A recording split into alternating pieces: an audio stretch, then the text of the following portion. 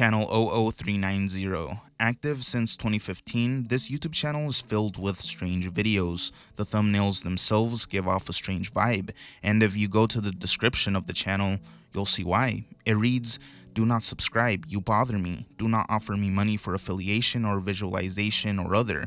I am not interested. At best, offer me some typical food of your country." Rather passive-aggressive and random with that last request. What are we supposed to do, send the food via DHL or something? They may be from Italy, as the last sentence is written in Italian and reads, "I like cold girls, but alive."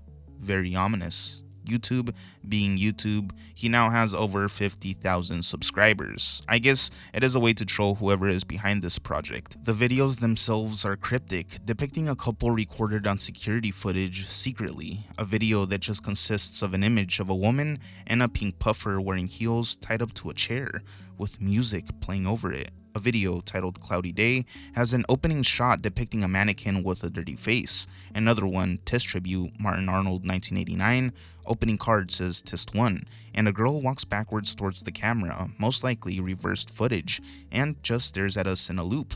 Test 2 has another woman doing the same thing. All this with a machine-like sound in the background looping. The video, Aviana, seems to show whoever the camera person is jump scaring a woman in slow motion with only her face in the shot. They seem to be in a train station somewhere. I have to say the music selection is top tier, and wouldn't be surprised if this was just an art project trying to showcase drone type music they created. Most of the videos mentioned are tame, until you get into it further. Their most popular video, titled Exploring Summer Night Streets, Hookers, where they record women on the street as they slowly drive around near sidewalks. One of them even interacts with what seems to be the driver of the vehicle or the front passenger, taking off an earbud and interacting with them. The filmer seems to just be stopping by and saying hi to them, though in combination with the ominous music they chose to play over the footage, it does give serial killer abductor feelings. La Masquera is also another one of their creepier videos, depicting a woman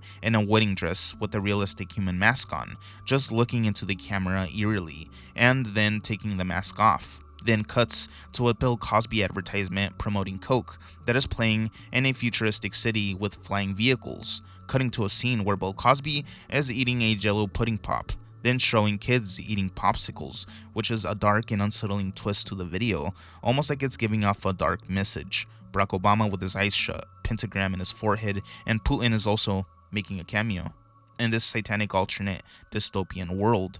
The video, Dad, is the only one that has me thinking, what if this is some kind of mind control experiment channel by the CIA? It starts off by warning us that the video contains breakthrough psychological techniques, showing us a couple staring into a TV that flashes deranged stuff on it. Then explains to us that mind control manipulation is a reality, and you are either the successful manipulator or honest loser, and that most people are never able to truly find themselves, their true selves, and are basically NPCs that can easily break down into schizophrenia. The main thesis of this channel is women, and it's shown in the thumbnails and aesthetic choices for their branding, often depicting some sort of model B-roll footage that they may have either taken from another source and edited it, or produced themselves. And the more you look into the channel, the eerier this obsession gets. They seem to be enjoying filming the women on the street without the consent of the women that they are targeting, while also posting strange obscure clips to the channel alongside all of this weird content. One of the videos is titled You Can't Escape, almost like they're trying to say that subconsciously they want to try to do this to the women that they're filming. The creepiest video has to be Girl Talk Too Much, which I cannot even show. It depicts a cow's tongue hanging by a string, which he's holding with his red printed hands as he spins it around. Yes, a cow's entire tongue. Miami Mall Aliens. The Miami Mall Aliens incident people talk about happened on New Year's Day, Monday, January 1st of 2024, at Bayside Marketplace, downtown Miami. Reports say the big police response kicked off around 8:30 p.m. at night, and news footage as well as people's footage who were in the area quickly went viral on the internet and on places like TikTok specifically. Due to the amount of police shown in the videos, many suspected that this was just another mass event. Possibly the the biggest one yet due to this heavy-duty response. And soon enough, there was another theory. The theory was that there was an alien in the area that had been causing terror, showing certain strange anomalies in the footage that had been posted. The majority of the public had come to the conclusion that there were 8 to 10 foot aliens walking around at the Bayside Marketplace in Miami, but they were quickly shut down with this simple explanation given by authorities. It was all just a big group fight that had occurred between teens that had large sticks, who were also setting off fireworks and causing a ruckus. This caused police to at first mistake it all for gunshots and or gang violence, explaining the amount of law enforcement. But did it really call for this large of a response? Is one of the biggest questions brought up by theorists on this topic. This was a ridiculous amount even for a shooting, according to them. Nearby people who were around at the same time that this occurred claimed to have seen other strange things happening as well. They claimed to have seen a strange force field type anomaly that was glowing, and that it helped spawn a creature with legs and arms, and that the police were actually setting up some strange devices to capture these beings, apparently. Others also claimed to have witnessed shadowy figures that were crawling across the mall strip, and that they were very quick. Proof? Well, it's in the footage, supposedly. Yes, this is in fact an alien or multi-dimensional creature, according to expert theorists, and the media has been lying about it after the fact because they are trying to cover up the fact that this occurred, as well as trying to hide the multi-dimensional technology that was used to capture them. A technology that supposedly has existed for a while now, but has been kept secret to the public. After gaining tons of attention, the people nearby supposedly started getting quiet and not wanting to talk to the media as much, with many saying that they were giving off strange vibes when being interviewed, almost as if they were scared to say anything at all about that night. Maybe because they were warned by Big Brother to keep quiet. But how about all those interviews with people who were just joking about the matter, claiming to have been there? Well, they are speculated to be hired actors in order to make this incident more of a funny meme than a serious government experiment, cause who's really going to believe a TikTok theory? But what do you guys think about all these TikToks on the matter? Is there a real misinformation campaign around this case? I see a lot of you theorists on the comments in TikTok, and some of you sound extremely convinced that there was in fact either an alien incident or some sort of psychological experiment at a mass scale in Miami. And I get where you guys are coming from on that second theory. What if Big Bro wanted to test if they could get away with a huge public event and then later distort public opinion on what truly occurred? I mean, MKUltra happened. What if this was testing how Miami residents would react if an alien did come down to Earth and invaded that area, and then after testing to see if they could gaslight them into believing that none of what they actually saw took place? It was all just teens causing mischief. Ring footage, creepy. She approaches like she had been there many times already, going to ring the Ring doorbell. A cigarette in hand, she looks casual and relaxed, but another man seems to also be interested in what's inside the home, slowly pulling up his mask as he too approaches the door, but while looking out, maybe seeing if someone else is looking at them, but could also be to keep privacy, as they may have noticed the camera on the doorbell. Someone comes to the door, opening it without a care in the world, and proceeds to interact with the woman at the door, all while the guy in the yellow is mentally preparing to charge towards the door with the weapon in hand. But he fails, as the person inside slams the second door in time and locks it. I think most of us have had dreams similar to this, someone trying to break into our safe space, whether that be a house or an apartment, and not being quick enough to slam the door and lock it. This is someone's nightmare, and it actually happened to the person in this Ring footage. Luckily, they were able to be fast about it and avoided what could have been a sad ending, as these cowards were desperate enough to attempt to rob a family's home and get away with it, knowing all the lights were on and that they were being recorded. The woman didn't even bother to cover her face. She didn't care about anything clearly, and this could have been deadly. Hello, do y'all have a sign I can use my car on? And y'all's the only one that got a light on. No. You don't? Sorry.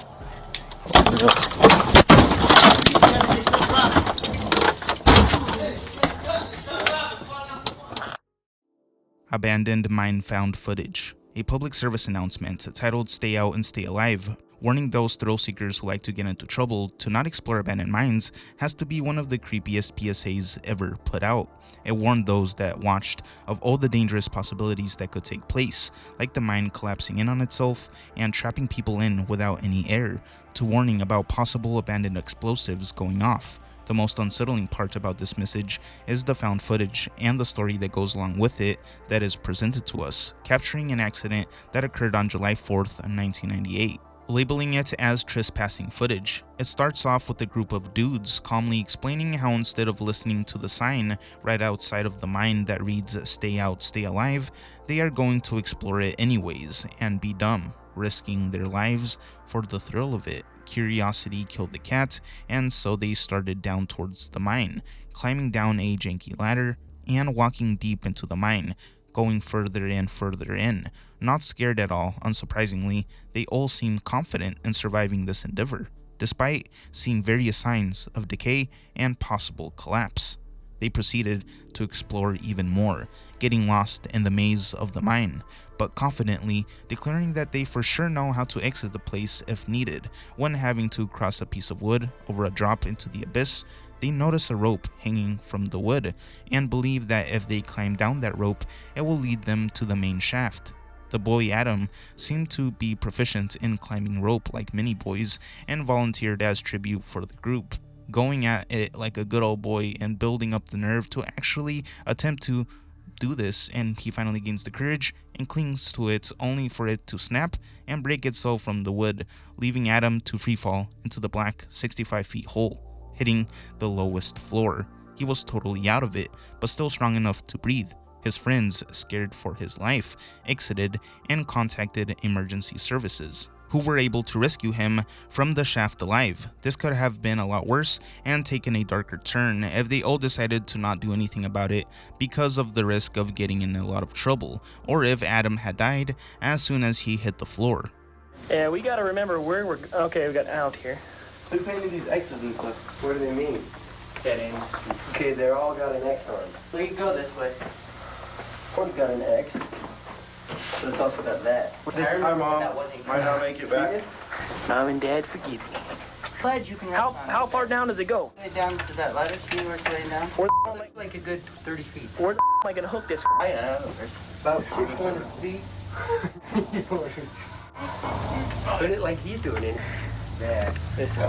How am I gonna get this thing down there? It looks sturdy. Has a... Adam! Adam! Oh. Adam! Yes. Oh, God. Oh, God. Somebody help. Adam! UTTP is a troll group on the internet who try to take their edginess to a whole other level. From strange disgusting comments to straight up sharing illegal material, they are all over the place and can be seen using this image of a cartoon police officer as their community logo. Tommy Parkey was the first troll of many, originating in 2011 by trolling All Babies Are Atheists, who claimed that he was doxxed and feared for his safety as the quote-unquote trolling had gone too far on behalf of this Tommy Parkey character. He genuinely looked disturbed by his actions in these videos, even going as far as deleting his entire YouTube account. I guess this put some joy in Tommy Parkey's heart, as he was inspired enough to create a troll account titled the YouTube Troll Police, or UTTP. His organization had the mission of prosecuting trolls on the internet, though he would just target anyone. That inspired many others to join the movement, changing their profile pics to that logo of a cop with their own spin on it.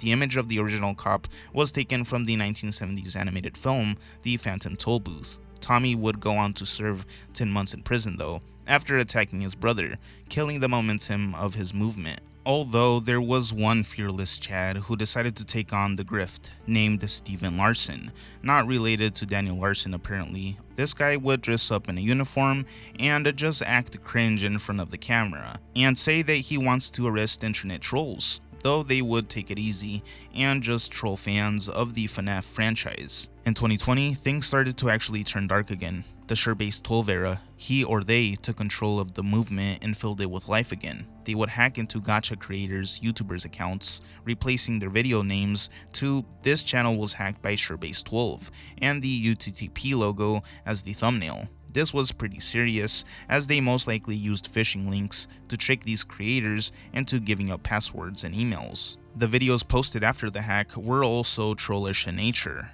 Emperor Anime Sucks was the next in command of these trolls, taking the degeneracy to a whole different low, And yes, Discord was where it shifted to mainly, where UTTP members would post gory vids that had to do with animals and even kids, as well as using it to dox people's info that they didn't like. Emperor Anime Sucks would also mimic the new style of predator techniques, using blackmail to get minors to harm themselves. The new trend amongst other predatory-like groups who have gone viral, like 764. They wouldn't just keep the campaign of terror hidden though, they would also do public things like commenting sick stuff about whatever depraved thing they had on their Discord servers under YouTube videos, backfiring as big YouTubers began to cover the situation, calling them out for all this heinous stuff, inviting the attention of law enforcement, who supposedly began investigating them, even making an arrest, causing them to cower in fear and begin to leave the group. Hacker trolls family. A family in Florida experienced something strange with their in-home security camera. December 2019, they heard what sounded like someone's voice coming from the speakers. Someone had hacked into their security camera and was watching them inside their home, first triggering the alarm to scare the man in his kitchen, and then saying something about Shaquille O'Neal, and making racial comments asking if the man's kids came out dark or light-skinned. Clearly, it was just a dumb young guy trying to troll through the camera, talking crazy because they were feeling safe because he's at home behind a VPN or something. It seems like the hacker has been doing this many times before, even talking about one of the kids that they had been watching inside the home, creeping the dad out. The hacker even asks the dad to go to a specific website, and if he does so, they will be left alone and not spied on anymore. But at that point, the dad just unplugged the camera. My main man Shaq. It's your boy Chance on Nold. Welcome to the Nold cast. Wait, so did your child come out black or like kind of like light skin? I don't know. What?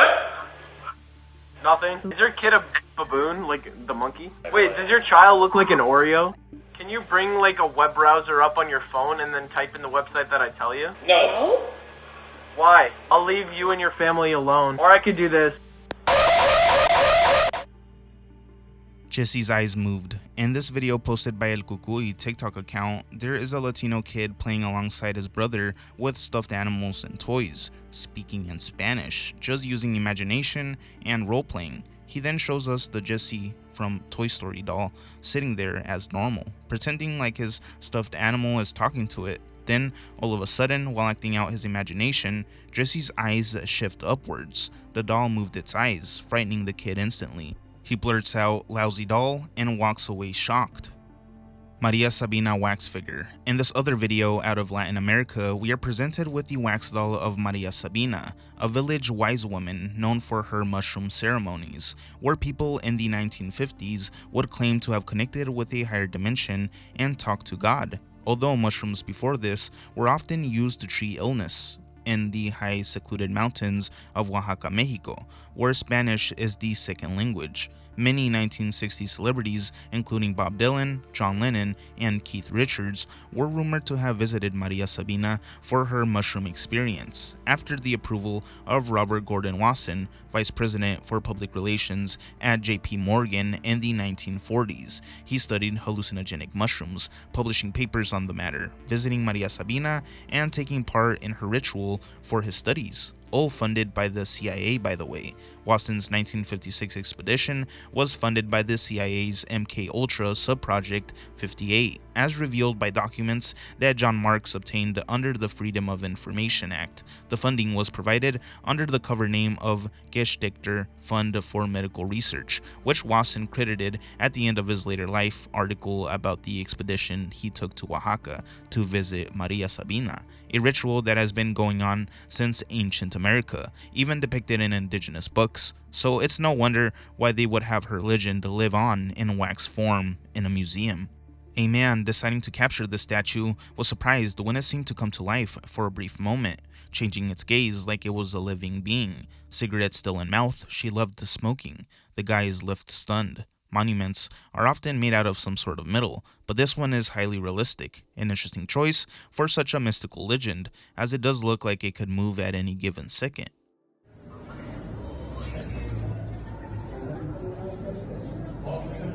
¡Ay, hijo de su puta madre! Güey, ¿qué pedo? Pacatelas. Pacatelas was a Mexican variety/comedy TV show on the infamous Televisa channel in the mid-90s, and if you didn't grow up on that, let's say that this was one of many like-minded shows where there was high energy and a bright colorful setup for maximum entertainment. It's most associated with Paco Stanley and Mario Besares as on-air hosts. They were suspected of being coke users due to one scandal on air that occurred when they were dancing like chickens. They were moving too much, and I guess both of them didn't notice that a bag with a white substance had fallen on the ground for the entire audience to see. As they were just having fun, getting pumped up and doing push-ups, it slips right out in front of them, though they were extremely distracted, probably from taking said substance, and it was on screen long enough for many to notice. Mario did eventually notice and tries to discreetly put it away, but by then it was too late. He stood up from the ground, nervously, with a dead look on his face, knowing that he just exposed himself. Even Paco got very nervous, trying to cool down from the incident, and telling Mario to just stop doing the push-ups and act normally. Years later, in 1999, the duo went to the restaurant El Charco de las Ranas in Mexico City. They were not as successful as they were when they first started, but their TV show was still on the air on Azteca TV, a popular Mexican channel. After finishing their food, Paco decided to leave first from the restaurant and head to the car because Mario's leg hurt and he was limping or something. This would be the last time he would see his friend, as he would be shot while in his SUV and passed away. Another one of his colleagues also died from this attack. A police investigation found coke tools alongside his person, and his body tested positive for the substance. It was said that Paco was making deals with powerful people in the Mexican cartel, specifically Luis Ignacio Amezcua, and that he never paid them back, leading to this tragic outcome. But another theory states that Mario, his co-host, was actually the one responsible for all this, and that he set him up, making a deal with Luis, explaining why he waited until Paco left the restaurant first before heading out. Many also make the claim that Mario was jealous of Paco because he was adored by fans of the show, compared to him, who got little praise. Mario was often the butt of the joke for Paco, making fun of all his mistakes, like the coke incident. In other show moments that may have built anger in Mario's heart towards Paco is the birthday episode where Mario was supposed to be celebrated, even bringing in his kid and wife to the set, though this may have been a mistake, as Paco cracked the joke that dug deep. Paco stated that Mario's kid looked more like his genetics, not Mario's, and proceeded to ask the kid who he believes he looks like the most amongst the duo. Of course, the kid said his own dad, but Paco pretends like he's his dad and holds him up, telling him his dad's right here, referring to himself, cracking jokes about sleeping with his wife when he's out of town as well. This all stuns Mario as he looks defeated, disrespecting Mario right to his face as Mario stares away in anger. It makes sense why he may have had a deep issue with Paco and wanted him out of the way. It's also speculated that Luis may have funded the series and decided to take Paco out in order to own a greater sum of the wealth it had accumulated over the years. Grateful Doe. The year is 1995. They thought the drive was going to be like any other. That is, until Virginia State Police arrived at the scene of a car crash near Emporia, Virginia. The Volkswagen's face was wrecked as it had crashed into trees and the windshield was shattered. Nobody was in the front seats anymore as they had flown right out of the front due to not wearing seatbelts. Police found them ejected away from the van. Michael Hager was the first to be confirmed deceased. He had only made it to 21 years of age, attending University of South Carolina. He had a promising future, probably looking forward to the 2000s.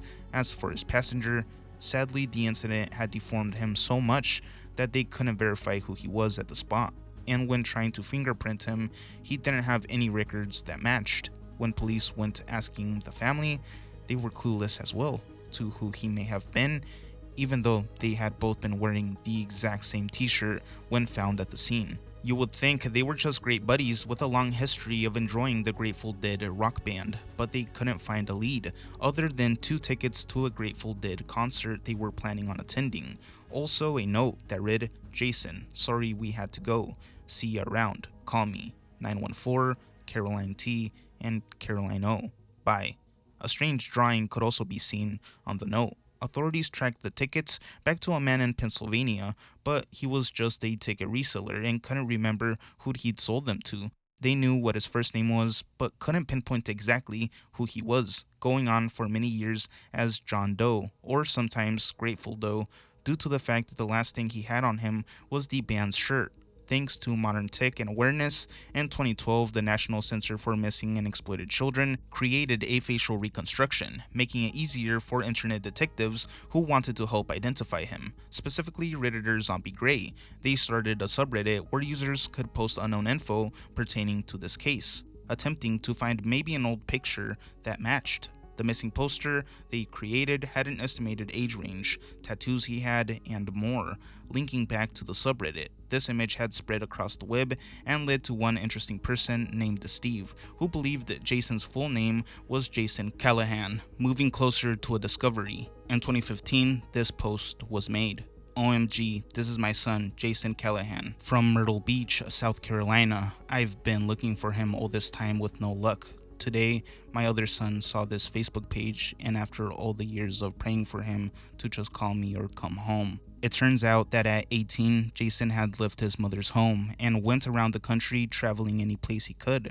Like a lot of people his age, he may have wanted to experience some freedom from home, until eventually disappearing, never returning. Imagine being a mom sick to your stomach, hoping your son is okay and praying, hoping they aren't mad at you or something. I truly feel for his mother, but hopefully this brought her peace, knowing exactly what happened and not being worried any longer, due to this awareness brought to the once unknown Grateful Doe.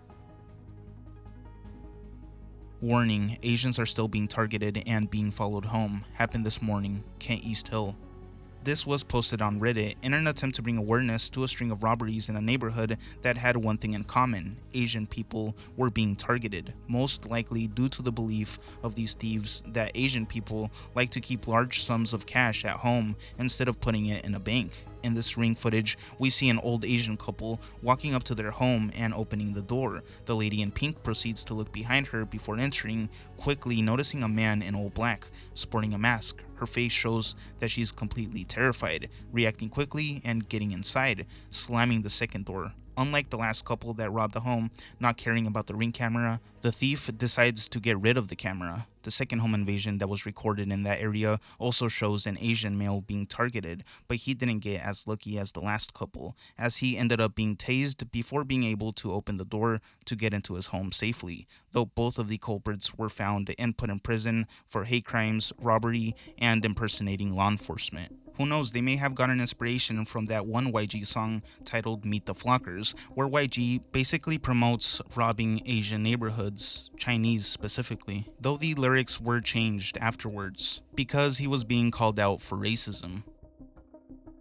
The Area 51 call. Art Bell's program Coast to Coast AM was an eerie but interesting show that many lived to tune into when craving mystery type content, and it's not like they had a YouTube back then, so this guy was a unique, fascinating perspective on the world. One moment in the show's history had been remembered by many due to the secret information shared. In September 1997, he sets up a special Area 51 employees line on Coast to Coast AM, and after hours of wild calls and theories, the moment arrives that basically becomes the internet's favorite piece of found footage audio. A man comes on sounding like he's barely holding it together, crying, rushing, telling Art he doesn't have much time because they'll triangulate his location soon, and then he drops a story that feels like it crawled out of a paranoid nightmare. He claims that what people call aliens are actually extra-dimensional beings, that they've infiltrated parts of the military, and that the government knows disasters are coming, and that major population centers are meant to be wiped out so who's ever left is easier to control. Take a listen. Line, you're on the air. Hello. Hello, Art? Yes. I don't have a whole lot of time. Well, look, let's begin by finding out whether you're using this line properly or not. Were you an employee or are you now? A former employee. Former employee. I was let go on a medical discharge about a week ago, and they're gonna they'll triangulate on this position really soon. So you can't spend a lot of time on the phone, so give us something quick. Okay, what we're thinking of as aliens are, they're extra-dimensional beings that earlier precursor of the space program made contact with. They are not what they claim to be. They have infiltrated a lot of aspects of the military establishment, particularly the Area 51. I'm sorry, the government knows about them. There's a lot of safe areas in this world that they could begin moving the population. They want the major population centers. The few that are left will be more easily controllable. She saw bodies in a truck. This video comes from Michoacan, Mexico, a place known for its cartel influence and violence. Posted on Facebook sometime around 2018, a lady that works at the gas pumps can be seen crying and frantically pleading to the people around her to take her home, as she cannot control her emotions.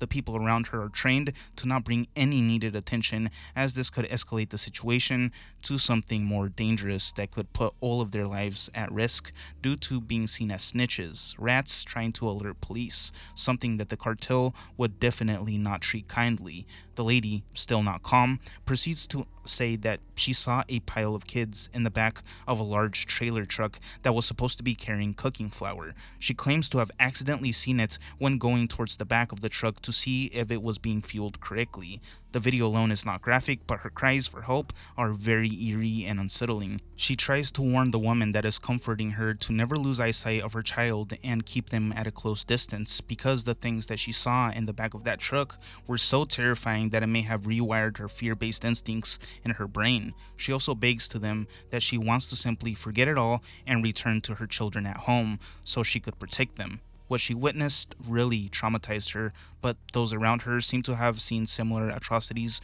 committed by the local cartel, hence why they aren't totally surprised and scared as she is. They know keeping everyone quiet in that area saves lives. The story goes that after the incident, the lady tried to report it to authorities, but ended up being ignored and then later went missing and returned without life, with a note attached reading, "This is what she gets for opening her mouth and being nosy." A few years later, it was also discovered that the cartel did indeed have mass graves that mimicked Holocaust-type systems, in order to get rid of victims completely without any trace. These mass graves went viral on TikTok, where people from Mexico have said that they have always heard stories about places like this, but didn't think that there was any truth behind the legends. People have now tried to bring awareness about these mass graves and the potential of them maybe having their missing relatives or friends, as the people that have vanished in Mexico without a trace keeps on growing. There were literal incinerators found at these mass graves, which is just completely disgusting. There was also a case similar to this one in Mexico as well, where 43 students on a bus completely disappeared. Yes, 43 people vanished without any lead for a long time. As journalists and human rights groups dug deeper, the case turned from a horrific crime into something worse, a state mystery, with signs that the army and federal police had been monitoring the students in real time that night. Phone records tracing calls between police and organized crime, and parents and relatives of the missing refused to accept the government's historical truth that they had just been at the wrong place at the wrong time, caught up in cartel violence. Marches in Mexico City with photos of the 43 held high, black and white faces that became icons. The chant, "Vivos se los llevaron, vivos los queremos," echoing through the streets as they demanded their sons be returned alive. International experts invited to review the case said over and over again that key witnesses had been tortured into giving testimony that fit the official narrative, and that lines of investigation pointing towards military involvement were being blocked. They were most likely targeted because in that moment, they stopped being just students on a bus and looked at least to the people in power in Iguala like a political threat colliding with an organized crime operation. The Ayotzinapa school already had a long reputation for left-wing activism, protests, and clashing with authorities, so local politicians and police saw its students as troublemakers. That night, the mayor of Iguala was reportedly paranoid that any protest would disrupt an event his wife was holding. And there's evidence that orders were given to contain or stop the students before they could get there and protest.